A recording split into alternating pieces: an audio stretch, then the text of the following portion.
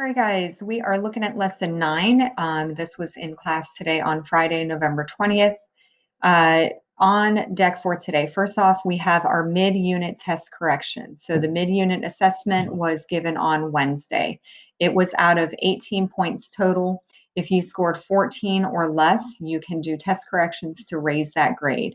If you are not done with that assessment, there are still quite a few missing assessments. Please get that done. You are not eligible for test corrections if you don't get that assessment done today. Test corrections are due Monday, November 30th. However, I would not necessarily put it off too long because let's be real, you're not doing it over Thanksgiving break. We're going to take a look at our learning targets and get into chapters 10 and 11, and then we have a language dive. So our learning targets for today are to analyze how Cal responds and changes due to events in chapters 10 and 11, demonstrate understanding of chapters 10 and 11, and analyze Cal's point of view in chapters 10 and 11 and how it's developed by the author. We then were able to read chapters 10 and 11 in class. You will have a gist and vocab assignment to go with chapters 10 and 11. When you have a combo assignment like this, please make sure you give me a gist for each of the chapters listed. So I should get 2 gists and 1 sentence using a vocab word, either joshing, dangle, sensation, despise, or vice. We then had a language dive to do.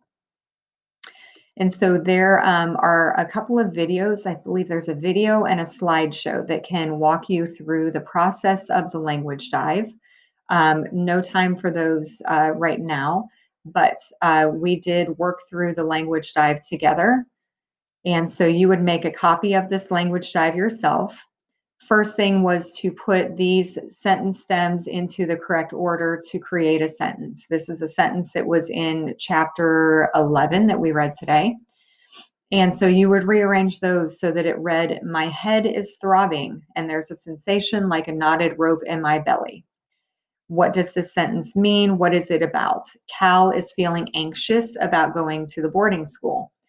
Some emotions that might accompany the physical sensation of a knotted rope in your belly.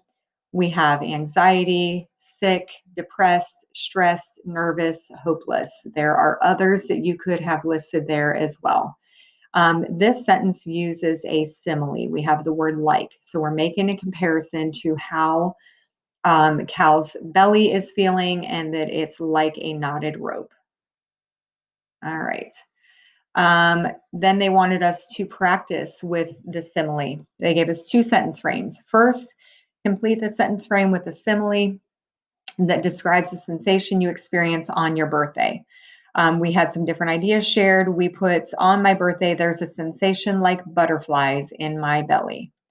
So a sensation, a feeling of excitement. Next, we had complete the sentence frame to describe physical sensations that convey Cal's point of view in this chapter. Use a present progressive verb, so a verb that ends in ing, to describe how Cal's stomach is feeling. Then use a noun phrase to complete a simile that describes the sensation in his head. So we said Cal's stomach is rumbling and there's a sensation like a chicken fight in his head. If you want to do something different there, go for it. When you are done with that, please submit your language dive for credit to this assignment. And then next, I believe, is the prepare for upcoming learning, which is to read chapter 12 for Monday. So that's what we had on our agenda for Friday, November 20th.